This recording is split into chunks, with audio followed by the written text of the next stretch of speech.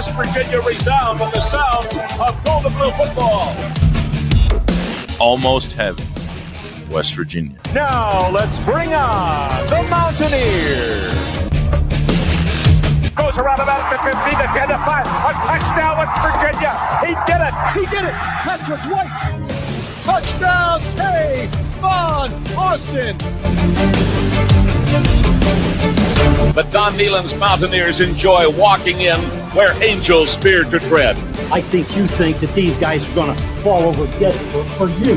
Well, I got news for you. They're going to punch you right in the mouth. It's Mountaineer pride. Nothing cheap, nothing dirty, but West Virginia football. West Virginia football. We've no doubt tonight they shouldn't have played the old Golden Blue. Not this night. They've done it. They've done it. A perfect season. And the Mountaineers, for the first time in history, undefeated and untied. Don Nehlen and his Mountaineers, for the second time, have finished a regular season with an unblemished mark. Ain't no stopping the Golden Blue.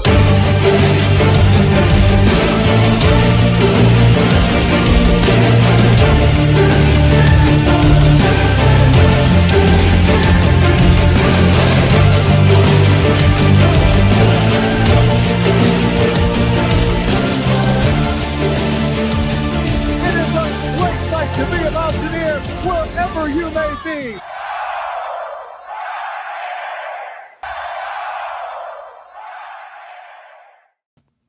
What's going on, Mountaineer Nation? Welcome back into another live stream here on the Country Roads webcast channel, March 6th edition. And as promised in our previous live stream, we're finally going to get a chance to talk about Larry Porter a bit more extensively now that the hire has been made official by WVU. We'll share the press release here momentarily, kind of read through it and learn a little bit more about the new West Virginia running backs coach, who is one that I'm very excited about. I think you guys will be excited as well when you hear a little bit more about his bio there. So that's coming up throughout the show. And, of course, as has been the case following practices for WVU, once the coaches meet with the media, I've kind of gone through their press conferences and made some notes and gone over some of those notes. We had Rich Rod again today following practice number 5, and we had cornerbacks coach Rod West for the first time. So good to hear from him and hear a little bit about the West Virginia secondary, something that we're all hoping really improves this upcoming season, needs to improve, and seems like they're going out of their way to make sure that that happens for the 2025 season, which is something that we desperately need.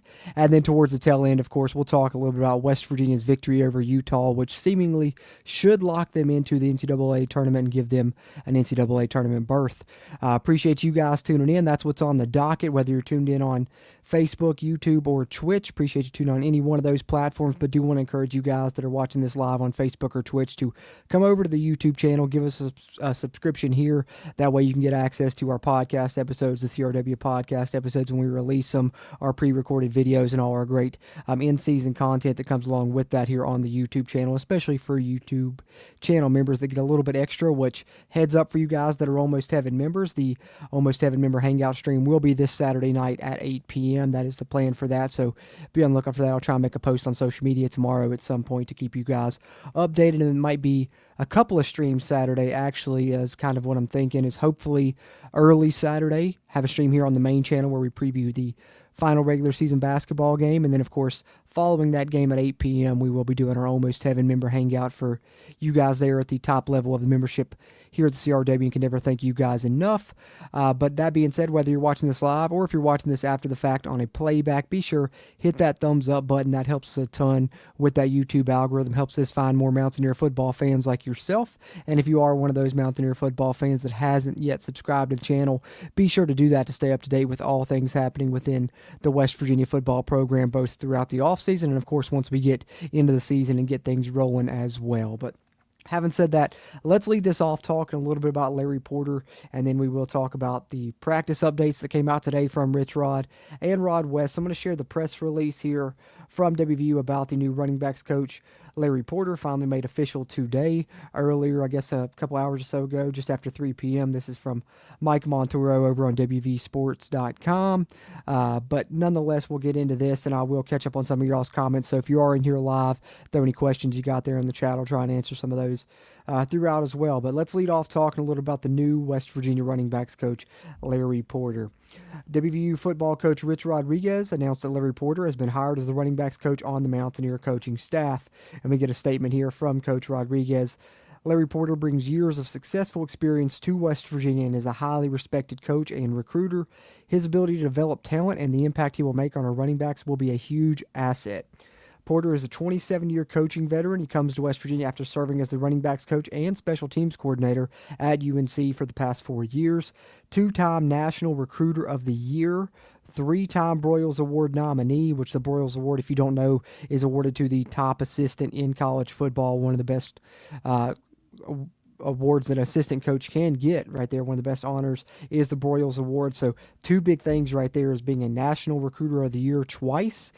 So obviously does some great job recruiting, and then of course does a great job coaching running backs, which we'll get into some of that here momentarily, as he has developed numerous NFL running backs and special teams prospects and has been a part of 21 bowl teams since 2002. During his run at UNC, the running backs averaged 2,447 yards and 27 touchdowns per year. That's pretty damn good. Led by the 2022 squad, which finished 9-5 and won the ACC Coastal Division.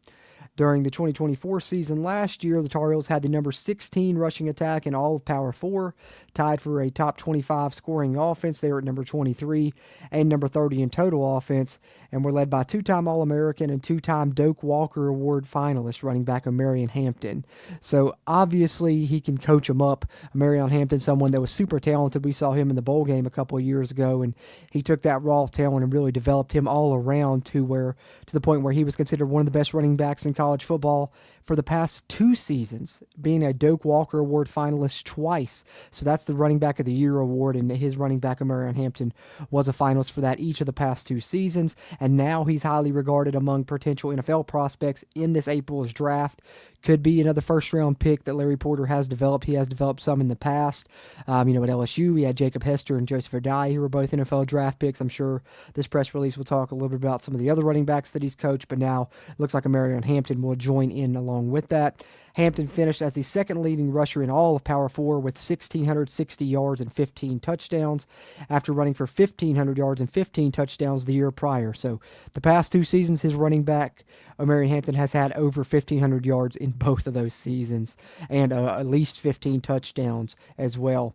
During his first season back at North Carolina in 2021, Porter's running back unit led the ACC in rushing yards, with Ty Chandler being the team's leading rusher in his only year in Chapel Hill after transferring over from Tennessee. He finished the season with over 1,000 yards and 13 touchdowns, averaged around 6 yards per carry.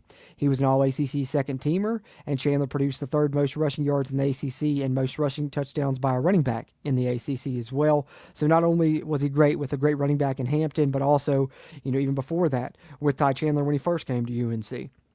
He also had stints at Auburn from 2017 to 2020. Special teams coordinator, running backs coach at UNC. Another stint there back in 2014 through 2016. He was the running back coach at Texas in 2013, Arizona State in 2012, and then LSU from 05 to 09, Oklahoma State from 02 to 04. Then he was at Arkansas State, UT Martin, and briefly the head coach of Memphis for a season as well, which I believe is a school that he graduated from and played running back for Memphis, if I'm not mistaken. So look at the Power 5 experience that he has, coaching running backs at a lot of big-time schools and having a lot of success at each one of those stops, having a 1,000-yard rusher and, producing some NFL running backs as well. In 2016, Porter coached All-ACC running backs Elijah Hood and TJ Logan. That was in his first stint there at North Carolina. They combined to rush for over 1,500 yards and 15 touchdowns, and both were selected in the 2017 NFL Draft. Talks a little bit about them there. In his first stint at UNC, his first season ever at UNC, he was part of an offensive staff that set school records and gained more than 5,000 yards of total offense. Rotating 3 running backs, he still managed to have over 1,000 yards rushing among the group and double-digit touchdowns. At LSU, here's a little bit about the running backs that I was talking about there, where he developed 2 1,000-yard rushers. Jacob Hester, who you may remember, very good running back, back when I was in high school at LSU. That guy was a load to bring down, and Charles Scott was there with him as well, and he produced 6 NFL draft selections while he was at LSU. Jacob Hester being one that we talked about, and then Joseph Adai, I'm sure, is a name that a lot of college football fans and probably pro football fans know as well. Played for the Indianapolis Colts for some time there, along with Peyton Manning on those great teams that they had there that tore up the AFC at times. And Joseph Adai was, of course, under the tutelage of Larry Porter. He also developed Quinn Johnson, Charles Scott, and Trendon Holiday and Stephen Ridley. Stephen Ridley being at Oklahoma State, if I'm not mistaken there. And then, of course, Trendon Holiday, I'm sure everyone remembers being a very explosive kickoff returner, and he had a hand in that as well. Trendon Holiday played running back, but was more known for his special teams ability. Either one of those things that you look at, Larry Porter was involved, being both the running backs coach and the special teams coach. He coached 1,000-yard rushers for 3 straight seasons at Oklahoma State. In 2004, Vern Morency earned all Big 12 honors after rushing for nearly 1,500 yards and 12 touchdowns. So you're seeing a pattern here. All of these running backs, getting close to that 1,500-yard plateau, and all of them having double-digit touchdowns under his tutelage. A year earlier, Tatum Bell earned first-team All-Big 12 honors with nearly 1,300 yards and 16 touchdowns. Morency was a third-round pick of the Texans, so there's another NFL draft pick that he produced, and Bell, a second-round pick by the Broncos in 2004. So yet again, the NFL draft pick list grows for running backs that Larry Porter has coached. Prior to his arrival in Stillwater, Porter spent 3 years at Arkansas State, where he coached Jonathan Adams to back-to-back 1,000-yard seasons. So there is the long list of some great running backs that he's coached and some of the really great numbers that they've put up. And not only has he developed them to be really good college players, but a lot of them have gone on to be NFL draft picks and have pro careers as well, which shows that he's really good at developing them as all-around running backs that can be every down backs and play at the next level. As far as Porter's bio, he's a native of Jackson, Mississippi, lettered for 4 years at Memphis, and graduated with a bachelor's degree in education in '96. A member of the Memphis Athletics M Club Hall of Fame. Porter and his wife Charmaine have 3 children, sons Brandon and Omari, and daughter Olivia. So there is some background on the new West Virginia running backs coach that I'm excited to finally talk about now that it is official and we can add him to the coaching staff. So speaking of that, let's go ahead, let's pull up the coaching staff. Haven't talked about it in a while here, so let me go ahead and pull that back up. So let's go over this a little bit here. I know it's lengthy, and as far as the front office positions, I don't have every single one listed because I'd be sitting here naming off the staff for an hour, but I did point out a lot of the main stuff. I don't have, the academics people on here and, the nutrition people on here and stuff because it would just make the list too lengthy. So let's start on offense. So since we now have the new addition of Larry Porter, let's talk about the full offensive staff because now, knock on wood, this should be the finalized coaching staff for West Virginia in 2025, barring any other surprises, but I think we're kind of out of the woods on those. So let's talk a little bit about this staff here. The offensive side, we have Jack Bicknell Jr., who we talked about in the most recent stream there, coaching the offensive line. Ryan Garrett, coaching wide receivers. Michael Nicewander, coaching tight ends. Rhett Rodriguez as the quarterbacks coach. And, of course, Larry Porter, that we just discussed, now as the running backs coach. Blaine Stewart as the inside receivers coach. Travis Trickett as the senior offensive assistant. Going to have his hand in a little bit of everything, it sounds like. Derek Dressler as the assistant offensive line coach. Ryan Alexander, also another assistant offensive line coach.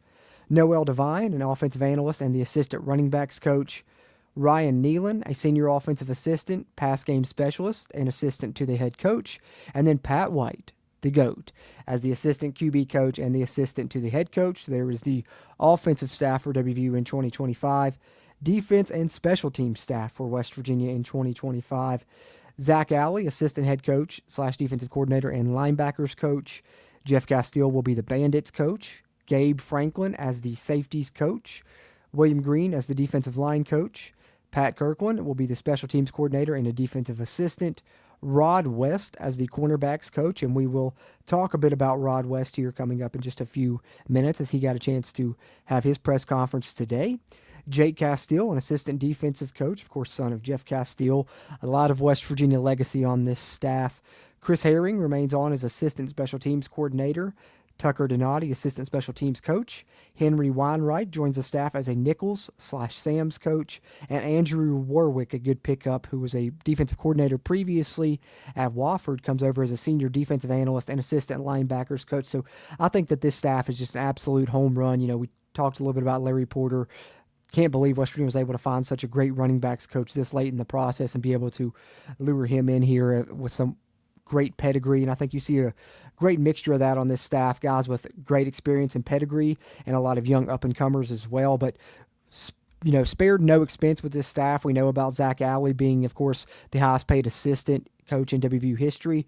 But I think what really stands out as well is even some of the other, senior assistant roles are guys that have been coordinators. Travis Trickett's been an offensive coordinator at multiple spots, and he's willing to take a senior offensive assistant role. That means West Virginia was able to pay him enough, and he believes enough in Rich Rod and this staff that he wants to be a part of it.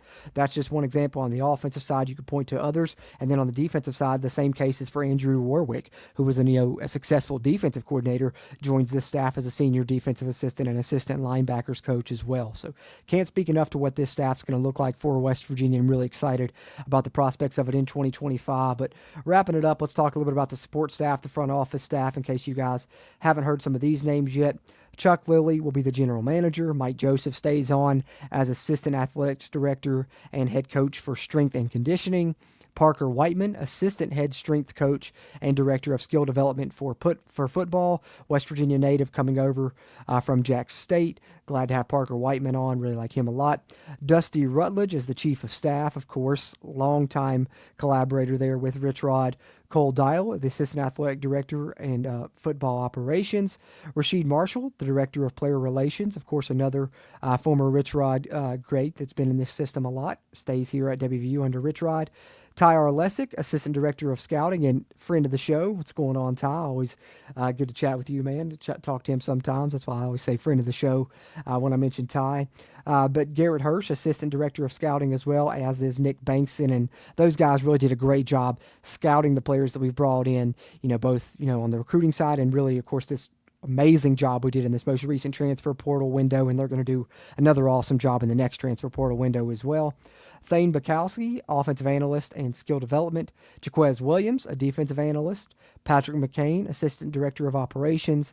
Isaac Miller, assistant to the head coach. Of course, Mike Montoro still around as assistant athletic director for football communications. Raquel Rodriguez, Rich Rod's daughter, on the staff as assistant athletics director for football management and strategy. And of course, Dan Nealon remains on the staff as the director of football equipment operations. So there's a, kind of full picture of what we believe to be the now complete 2025 staff officially, with the addition of Larry Porter as running backs coach, which I'm really excited about. So there's the coaching staff news I wanted to touch on here to begin this stream, but let me see if we got any comments in here, any questions, and then we'll talk a little bit about the press conferences from today before we share some video clips, and then shift gears and talk a little bit about basketball before we close up. Hey, what's going on, JR? Let's go Mountaineers always. Good to see you, bro. Happy early 55th birthday. Enjoy it tomorrow. Don't forget, lined up really soon. Be the first in line for the Social Security. I appreciate it, man. Yeah, it is my birthday tomorrow, and I appreciate the shout out. Not quite 55, but, not too far away, I guess. Once you're into your mid 30s, I guess, it's all downhill from there, right? So, but I appreciate it, bro, as always. JR also asked where I think Sean's going in the draft. I think he gets drafted early, or, I don't know if he's going to get drafted early, but I do think that he did some good things for himself at the combine. His 40 time was really good, I think, for a defensive tackle. I think he'll be, a later round draft selection probably. The one that I'm really concerned about now is Wyatt Milam, just because, I was talking about this a little bit earlier in a group chat with some guys, and to me, it's like, man, the NFL just cares so much about measurables, because now it's looking like Wyatt Milam might be a second or even a third rounder, just because of the fact that they don't like the length of his arms. His arms length wasn't, what they feel like a left tackle should be. So now they're going to want Wyatt Milam to play inside. Some teams have had him even snapping the football, maybe looking at him as a center, but it looks like he'll probably be a guard in the NFL. And, that's obviously going to hurt his draft stock. And to me, it's just so crazy that they care so much about arm length versus the body of work, when he's been a left tackle for 3 years, faced a bunch of premier pass rushers, including one that's projected to go really high in the draft this year, Abdul Carter, and Wyatt Milam never gave up a sack at left tackle. So to me, I'd be more concerned about that than his arm length. But hey, the NFL does what they do, so it looks like he's going to drop a little bit. But whoever gets Wyatt Milam is going to get a steal, and even though he's going to be learning a new position, it looks like, I still expect him to be a starter and be, second or third round draft pick probably. Yeah, Chad Scott was it last year. Just left to go to Texas, which created the opening, and now we add Larry Porter, which is crazy because I know we were all concerned, myself included, because Chad Scott was one of my favorite coaches on the staff, but West Virginia replaced him with a running backs coach that's just as good, and some would maybe say West Virginia even upgraded at that position, which is crazy to think because Chad Scott's so highly regarded and someone that's on a great path to be a head coach in his own right, I think. But Larry Porter is one hell of a coach, and I'm super excited about that. And sounds like Jaheim White and the running backs we have are super excited about as well, which is really positive news for us moving forward in 2025. Hey, what's going on? Channel member Trey Edwards popping in. Good to see you as always. Trey, what's going on, man? Hope you're doing all right. Appreciate you hopping in. Just talked a little bit about Larry Porter. Now I'm going to get into a little bit of the details, the notes from the press conference today, both Rich Rod's and Rod West. But hey, if you guys want to be like Trey there and chat on the YouTube side, get the cool WVU helmet badge beside your name, have your comments stand out, and of course help keep this mic record and that camera rolling, you can become a channel member here by hitting the join button. Should be in the video description. There's also a link in the video description, or you can go to the YouTube channel homepage and find the join button there. And if you join at the Almost Heaven level, not only do you get a ton of perks, but you also will be able to hang out with us on Saturday for our Almost Heaven member hangout stream. That's coming Saturday night at 8, Trey, by the way. I know you just popped in, so you might not heard that, but Saturday night at 8's the plans for this month's Almost Heaven member hangout stream, which we do those once a month, and we always appreciate our channel members. Hey, Tosh Miller, appreciate the love, man. As always, Tosh, appreciate you tuning in time. And he says, hit the like button, guys. And yeah, as always, can't encourage that enough. That's the fast, easy, and free way to help us out a ton, is just liking the video here. If you're tuning in on the YouTube side, that really helps to hit the algorithm. And be sure you're subscribed to the channel so you get these videos directly to your feed, and when we go live as well. So having said that, I'm going to talk a little bit about the press conferences here. I hear some thoughts here on Larry Porter from channel member Trey Edwards. He said Larry Porter was a steal. The worst outcome is he's as good as Chad Scott. The best is he's so much better.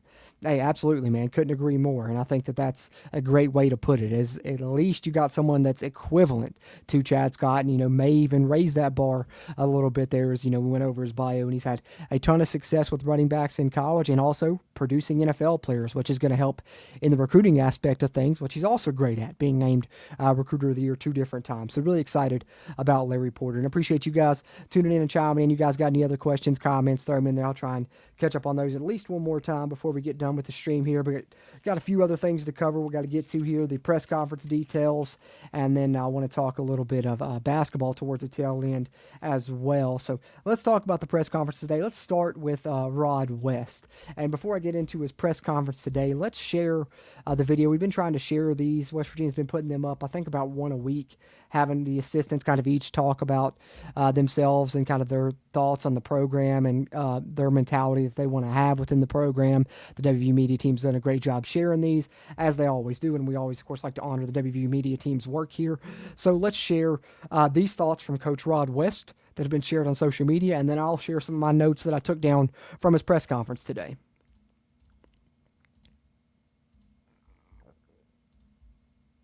Rod West, cornerbacks coach. Just a tradition, winning football culture, getting a chance to get with the staff, with guys like Coach Alley, Coach Rodriguez, and like I said, opportunity to coach for a fan base that's passionate about winning. We want to play hard, play with a chip on our shoulder, and outplay and outcompete the competition.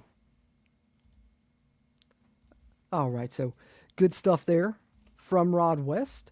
And now let's talk a little bit about what he had to say today. He had his first chance to meet with the media following today's practice session. So we'll talk about his presser, and then, of course, we'll talk about Coach Rod's as well. So as far as Rod West, some things I jotted down from his press conference. He was asked kind of what attracted him to WVU, and he mentioned first and foremost the tradition, having won a lot of football games in the past, and he feels like everything is in place for them to be able to get it rolling and win a lot of games again. Of course, mentioned the fan base, the facilities, and some of the talent that he feels like they have on the roster. And he also wanted a chance to work with Rich Rod, who he mentioned is top 10 among active coaches in all-time wins. I think he said that he saw that Rich Rod's currently rates 7th in all-time wins among active head coaches, which was something that stood out to me. I didn't know that. That's a good tidbit there. And then, of course, talked about Zach Alley. And the one thing that he shared about Zach Alley is the thing that continues to come up about Zach Alley, no matter who talks about it, whether it's someone that's worked with him previously, someone that's going to be working with him now. The one thing that everyone says is that he is extremely, extremely intelligent. We know about the high ACT, SAT scores, borderline genius. This guy, Zach Alley, younger than me, younger than most of you watching this probably. And so to be able to be where he's at and have the success that he's had in the profession at such a young age, you got to be smart to be able to do that. And said, knowing Zach Alley previously also helped attract him to WVU, as they had spoken a lot in the past. Called him extremely smart and one of the top defensive coordinators in the country. He was asked a little bit about, kind of evaluating the players that are on the roster who are at the cornerback position, especially wanting to, improve it as opposed to what West Virginia did last year. That's always, one thing that the media asks is kind of improving the secondary because of how abysmal it was last season. And, his comment here I thought really stood out in regards to that because it kind of makes sense. He said he didn't really want to watch any of the film on the cornerbacks from last year here at WVU because he doesn't want to have any preconceived notion or hold anything against guys that may have returned from last year's team. He really wants to start out with a clean slate and get his own judgment and his own read on this cornerback room.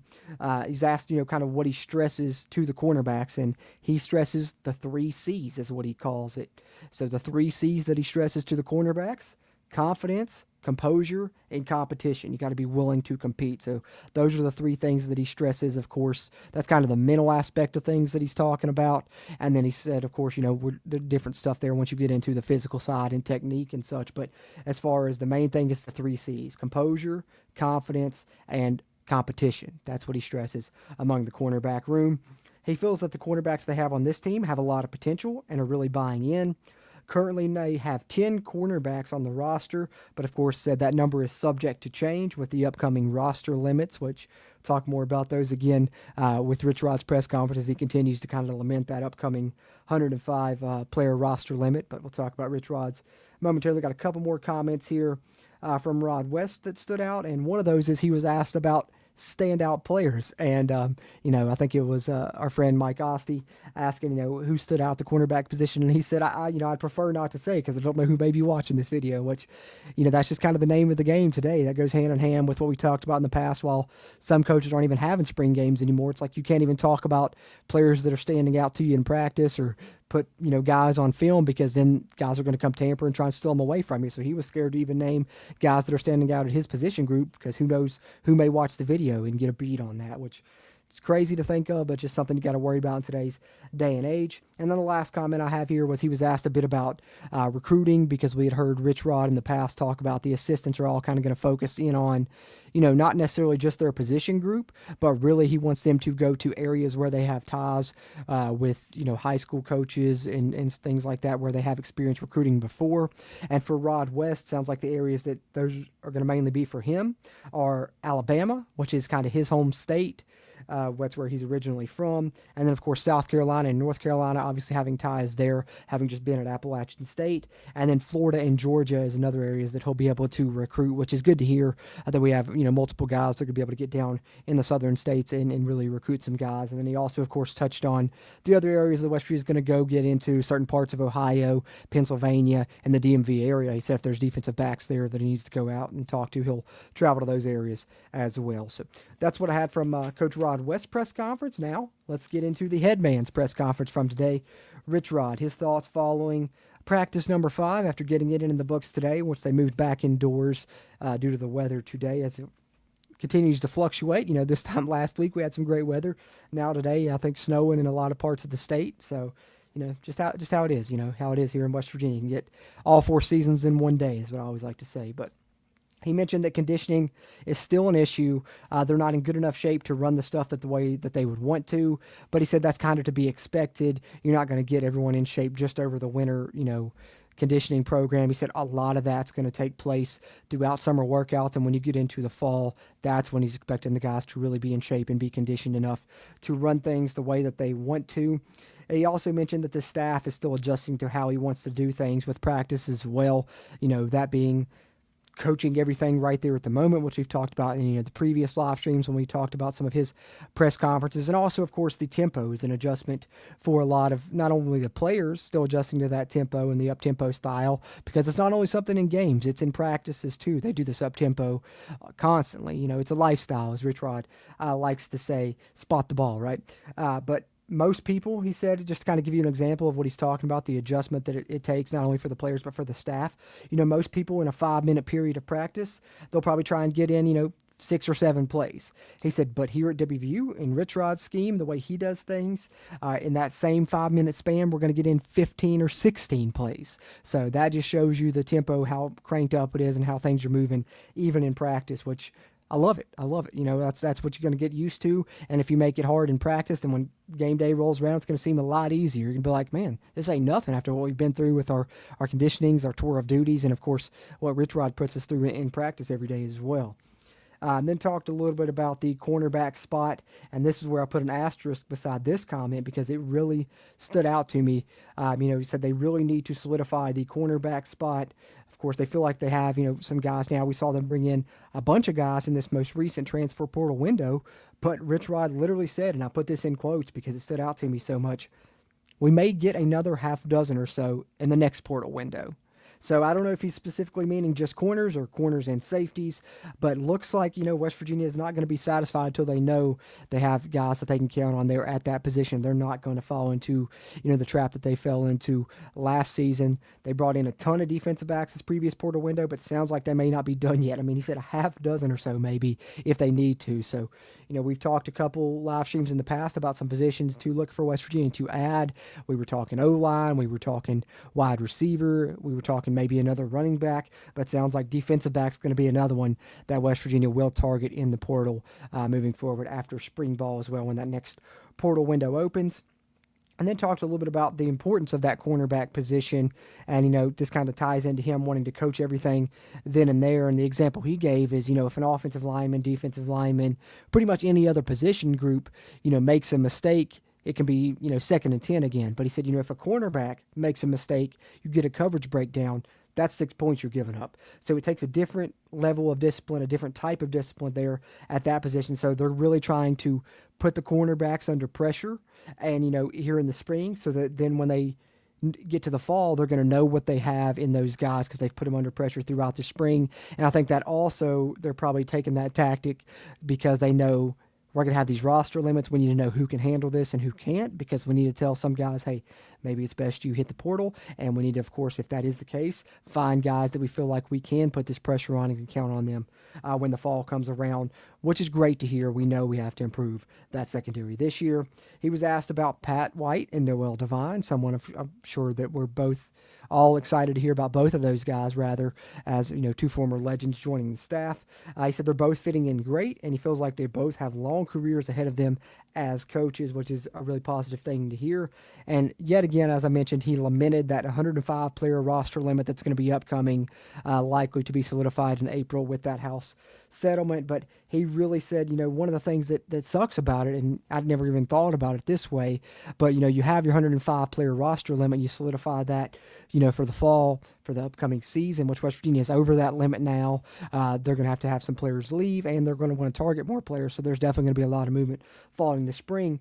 But he really lamented it because it's like if someone gets injured, it's not like you get to replace that player. It's not like the NFL when, you have your 53-man roster, somebody gets injured, you can put them on the IR or the PUP list or whatever it's called there, and you can sign a free agent to put up to that 53-man roster. It's not going to be the case here in college. You have your 105-man roster, but if you start losing guys that drop off throughout the season, then you're just down that many guys, which that's crazy. There should be some, I don't know how you would do it, but some way that you can have maybe certain guys that aren't on an active roster that you could backfill from if that happens throughout the season. And hopefully they will make adjustments to this 105 roster limit, whether it be they see how things go this year and then maybe they up the quantity to a little bit higher, or they add some type of system where you could do something like that, because I definitely think that's going to become an issue if not, but it will take some tinkering. And he talked a little bit about the state of college football as well to kind of go along with that. And I think he feels the way that a lot of us feel. And I know Steven, Brad, and I have talked about this in the past on the CRW podcast, that it's kind of trending towards, a super league, if you want to call it that. He said, just kind of where Division I or Power 4, whatever you want to call it, is just going to be 60 some teams is kind of how he feels like it'll go, and then the rest, everyone else will be group of 5. Maybe they play in their own league for a different title or something like that, which I think we all kind of feel like it's trending that way. But it doesn't sound like he's a huge fan of the state of college football in general. He loves college football. He says college football is a hard game to screw up, but they're doing a good job of trying to do it. So it seems like, a lot of these new rules, I think the one that he continues to lament and really hate is that 105 player roster limit, because it's going to cause some tough decisions, coming up after spring. And then the last note that I have here from Rich Rod's press conference today is just him talking about that earned success model that West Virginia is going to use to pay the players, NIL, revenue sharing, whatever you want to call it, however it's going to be termed this upcoming season.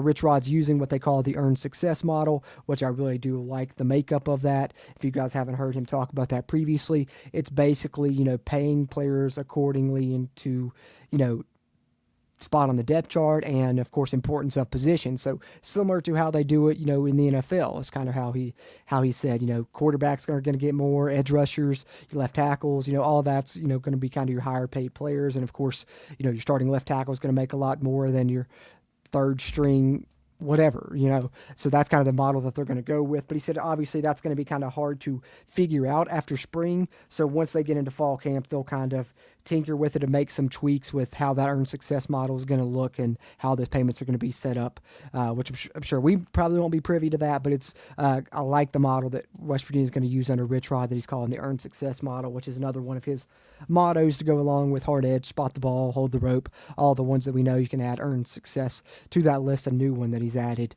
here recently. So those are some thoughts and an update on the cornerbacks from Rod West, and some thoughts from Rich Rod's press conference as well. So wanted to talk a little bit about that. Hey, I see my mom in the chat. You guys be kind to her there. Hey, appreciate you hopping in, Mom. Happy birthday to me, she says. Appreciate that, Mom. Love you too. Devil Dog 44, appreciate you tuning in and chiming in. I really felt Rich Rod was impressed with the way the QBs are throwing the football. Like, he hasn't had more than one QB on the roster with that ability, and his pull no punches attitude toward the coaches. Yeah, so, that's one great thing about it is he's, straightforward not only to the players but with the staff as well. And Rod West in his press conference said he really liked that. And yeah, yet again, I didn't jot that one down, but he did make another comment about the quarterback, saying we've got a lot of guys that can really throw the football. And I think that's the 4th or 5th time he's addressed the quarterback position kind of glowingly, which is one of the only positions that he's really done that about here throughout his press conferences this offseason here in the spring.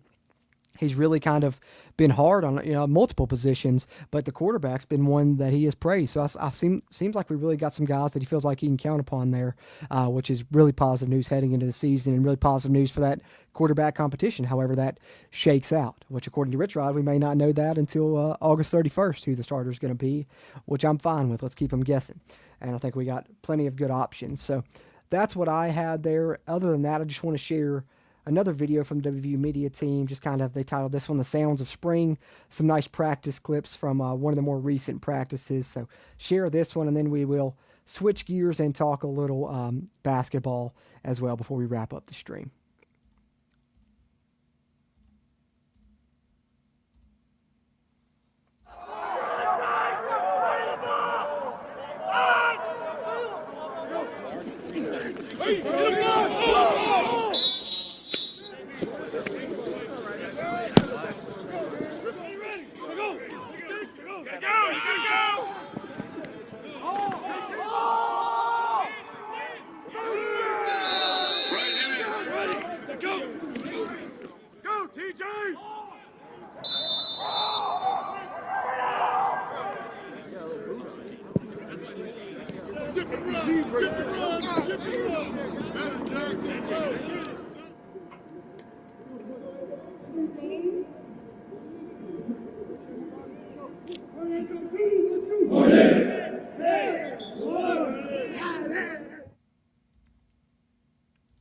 Nah, gotta love that. Gotta love that. Some good stuff there.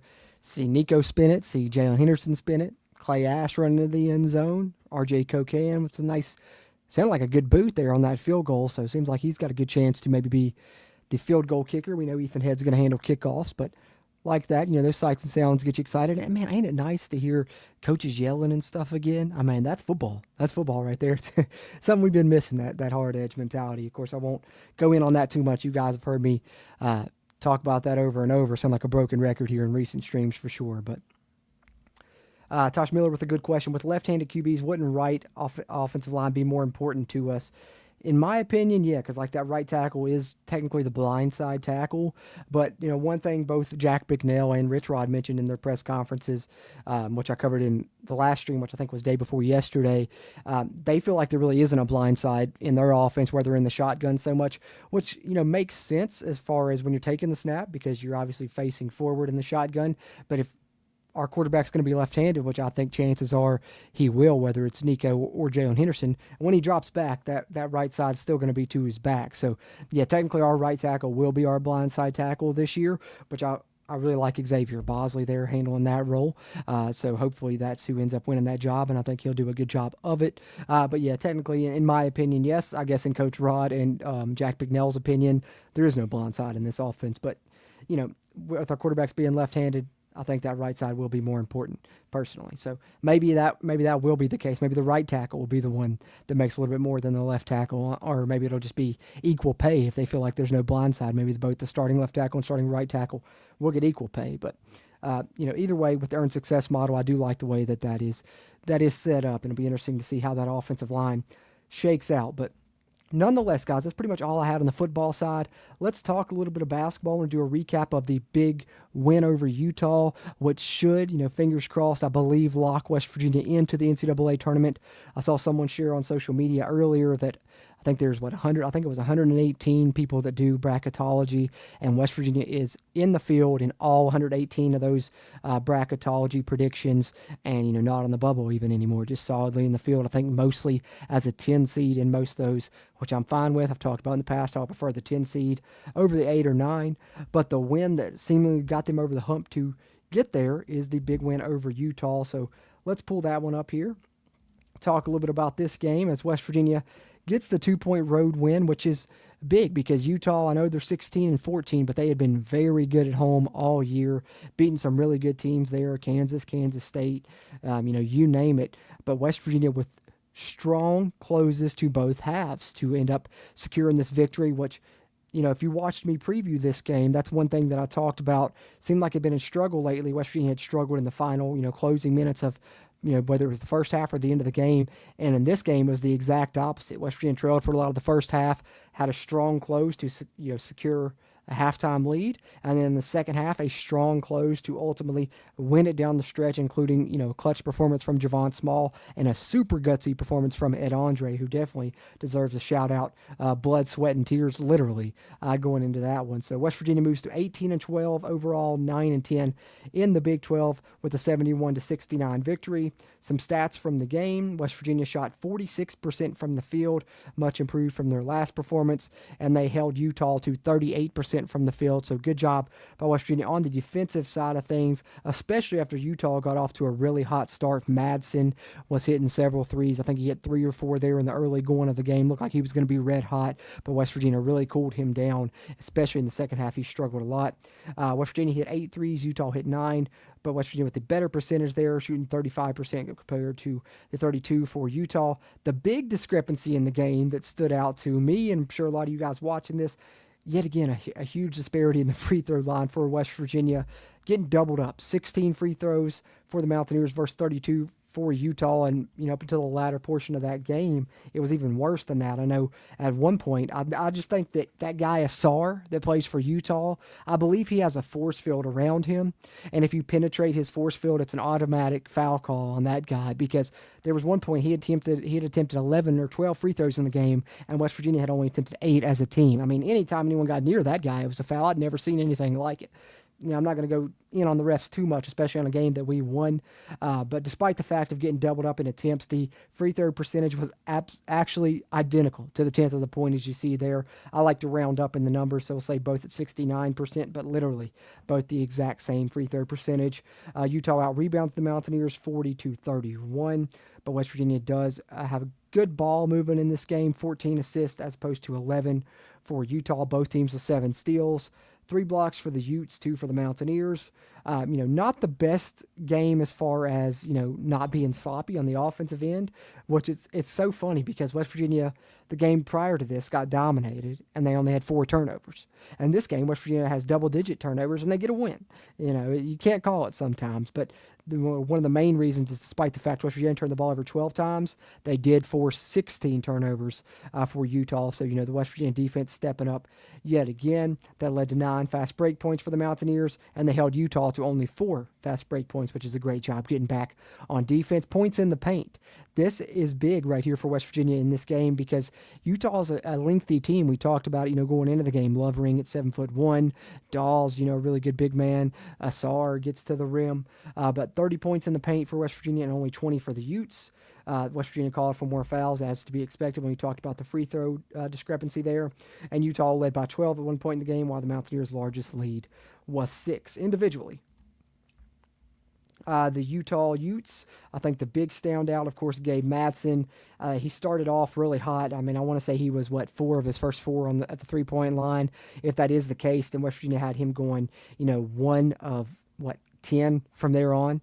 So, good job there, really tightening things up in the three-point defense, and a lot of that credit goes to Buck Harris, who, did a great job shutting him down, but also West Virginia threw a lot of different defenders at him, a lot of different looks at him as well, but he still ended up getting 23 points, but not the best percentage in order to get there. And Asar, as I said, 11 points, 9 of 11 from the free throw line. So 11 free throw attempts. West Virginia had 16 as a team. So that goes to show you what I was talking about there. Sharav Jumps deserves a shout out. He had a nice start to the second half for them, came out real hot. He was their other double-digit scorer. For the Mountaineers, you can't talk about this game without talking about Javon Small. Obviously, clutch shot down there at the end, multiple clutch shots. The one deep 3 that we talked about, we'll show some of that. I want to show the game recap.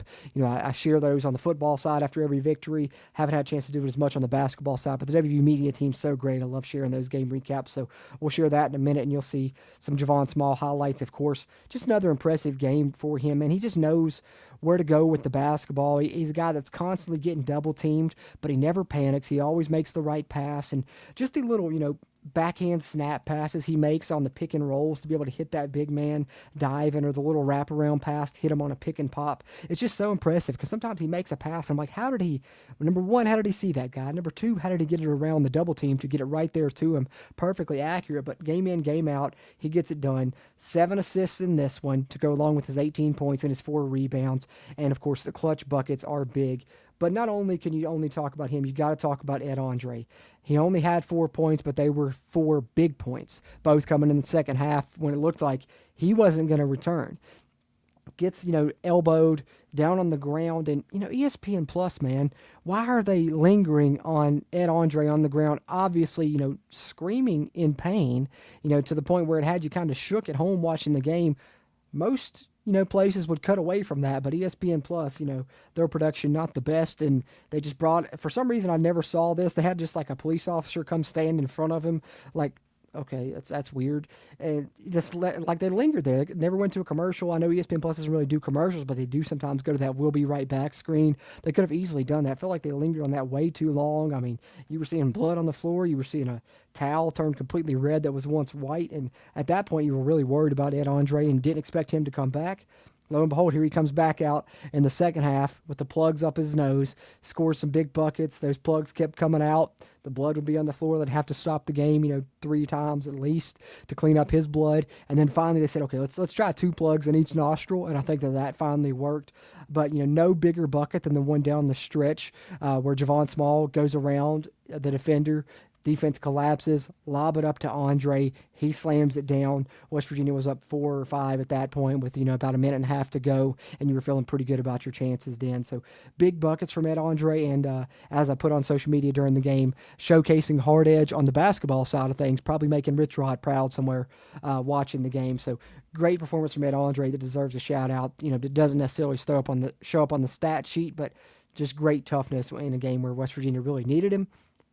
And the other thing that I mentioned that would really help West Virginia secure this victory in my game preview, which, I predicted 74-71, West Virginia get the win. A little bit off on the score, but West Virginia did get over that 70-point threshold that I thought would help them get this victory. So shout out to them for doing that. Only the third time they've scored 70-plus on the road this season, so great job getting that done.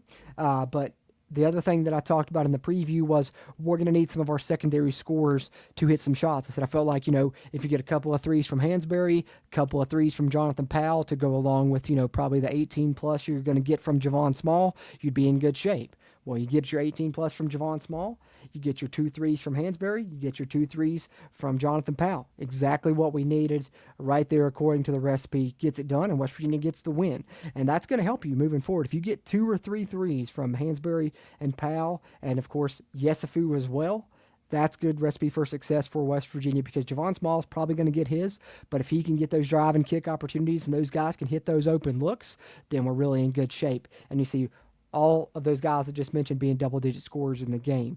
Hansberry, 12 points, 6 rebounds. Jonathan Powell, 10 points, 3 rebounds. And then Joe Yesufu, who has been the bench scorer for West Virginia this season, continues that trend. 2 threes, 12 points, a really big one there late in the game as well. You got big bucket from Javon, you got the big lob from Andre, and you got a really important 3 from Joe Yesufu there that helped West Virginia close out that victory there to end the game. So other than those, of course, Buck Harris continues to be a menace on the defensive end. I think he's one of the best defenders in the conference, if not the nation. 3 steals again in this game to go along with his 6 points as he did a good job getting to the free throw line. And then Toby Oconee, 6 points. He did foul out in the game, but he was able to grab 5 rebounds, a steal, and 2 assists prior to fouling out in this one. So those are the numbers as West Virginia gets the win over Utah, a very important win that should pretty much lock them into the NCAA tournament. So there's me talking about it a little bit, but let's have something that's a little bit more enjoyable than me running my mouth, and that is the recap from the media team there. I think this one's about 2 minutes long, but you guys enjoy this, and I'll be back to catch up on some comments and wrap this thing up here before too much longer.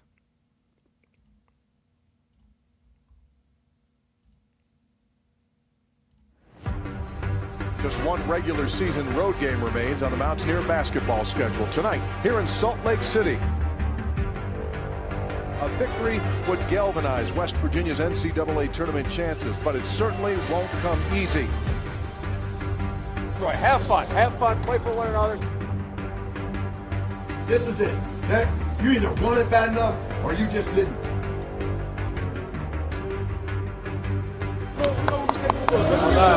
Tip control by Lovering. And Small banks it in and starts his lead. Hansberry driving the closeout. Catch, shoot, 3, bingo! There you go. The cutting Harris lays it home. Jonathan Powell, 3, swish! There you go. How about a Hansberry 3? Got it! Javon said, you better not get any space, I'll drill it. They will take a 1-point lead into the locker room.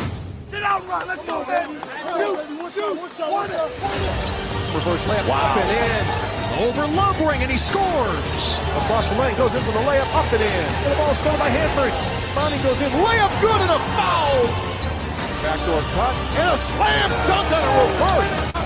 Jonathan Powell, here's an open look for 3. Swish! Wide open. Here's in the Hansberry 3. It's good! Now to Javon Small, NBA 3. Good! Wide open. The lob. Andre with the finish. Joe for a 3. Got it! Bro, in the ground, doing your homework. He crosses over, penetrates, puts up a floater, off the glass and in. Ball game over. West Virginia has done it. The Mountaineers win by a final score of 71-69 in an absolute battle down to the final shot. Here we go. 1, 2, all in. So good stuff there, as always, from the WVU media team.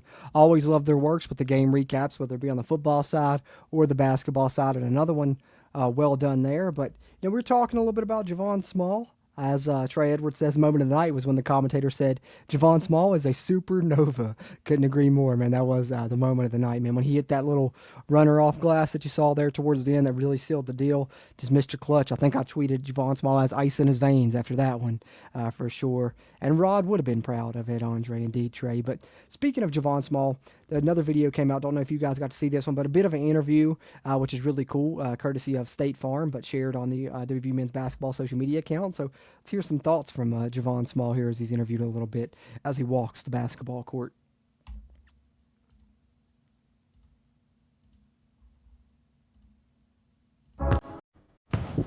There she go. All right, Javon, you ready to go stanchion to stanchion? Let's do it. What's your favorite movie? Friday. Favorite cheat day snack? Hot Cheetos. Biggest fear? Snakes.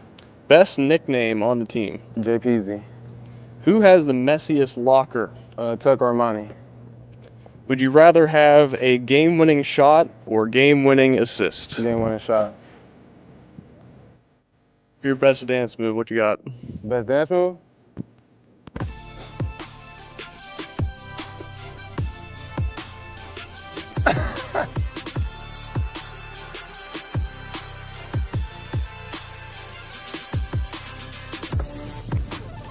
Dogs or cats? Dogs. Most used emoji while texting? A laughing emoji. Who's the best shooter on the team? A tie between me and Tuck. Pancakes or waffles?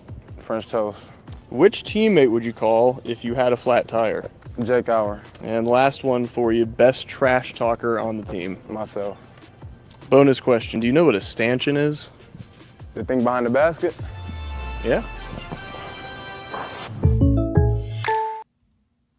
So some good stuff there. A little bit of thoughts on someone who I think should be Big 12 Player of the Year. I think former interim coach Josh Eilert shared some similar sentiments following the win over Utah that we just discussed, but hopefully he gets that nod. We'll see what happens. You know, the postseason awards have never been too kind to the Mountaineers, so, you know, I'm not counting on it, and I'm not trying to get my expectations up, but that should be the vote, if you're asking me, is Javon Small. I don't think there's a better player in the conference, you know, that's more valuable, because without him, who knows where West Virginia would be, especially after everything else that happened around the team. So can't say enough about the great job that he has done this year, guys. But that's pretty much all I've got for this one, guys. Wanted to talk about Larry Porter now that hire is now official, and, of course, share some thoughts from the press conferences and some nice clips from the WVU media team, both on the football side and the basketball side, and had a nice recap there for the Utah game. And lastly, I guess we can go ahead.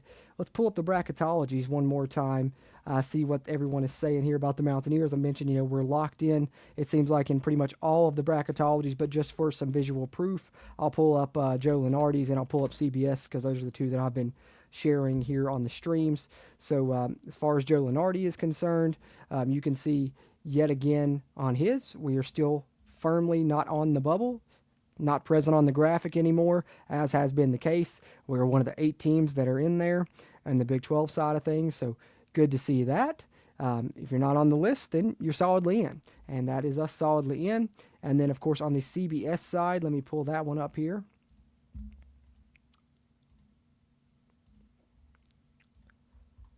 I believe we are still a 10 seed here as well. 10 seed here, facing UCLA in the first rounds where they have us. We'll be playing in Lexington there. I know a lot of Mountaineer fans are hoping that we get the draw that is in Raleigh, which would be pretty cool if we could do that. Be a nice area for West Virginia to travel, but CBS currently has us as a 10 seed, but solidly in the field in pretty much all bracketology predictions now following the win over Utah. Got another game coming up on Saturday against UCF. I believe we're playing at 5 p.m. So my plan is Saturday to do an early live stream to try and preview that game and talk about any other news that may come out in the meantime and in between time. And then following that game, about an hour after its conclusion, you Almost Heaven channel members come back here and we will have our member hangout stream. I'm going to drop a link in the chat here. I know for you guys that are watching on the playback, it should be in the video description. It is on the main channel. But for others that may want to, you know, become a channel member, you can join at the Almost Heaven level and you can get access to that stream that'll be Saturday night at 8 p.m. And we do those once a month, and they're streams with no dedicated topics where we all just kind of hang out and, you know, you get to kind of look behind the curtain is what we like to say, and just shoot the shit a little bit with us, That's kind of the main topic there. I'm thinking in this one we may, share. We always try and share some videos. I was thinking about going back through, one of the old highlight videos from the first time Rich Rod is here. Might be something that we do there. But I'm going to drop a link in the chat in case some of you guys that are in here live are interested. But if you guys are watching on the playback, that link is also present in the video description, or you can just go to the channel homepage, click join. But if you want access to that stream on Saturday night, you'll have to scroll down and join at the Almost Heaven level, which is the one where you get all the perks, including game rewatches, film reviews, and all that good stuff. And can't thank you guys enough that our channel members help keep this mic recording and that camera rolling. But if you can't support us that way, the fast, easy, and free way, hit the thumbs up button on the video here on YouTube. Helps us a ton.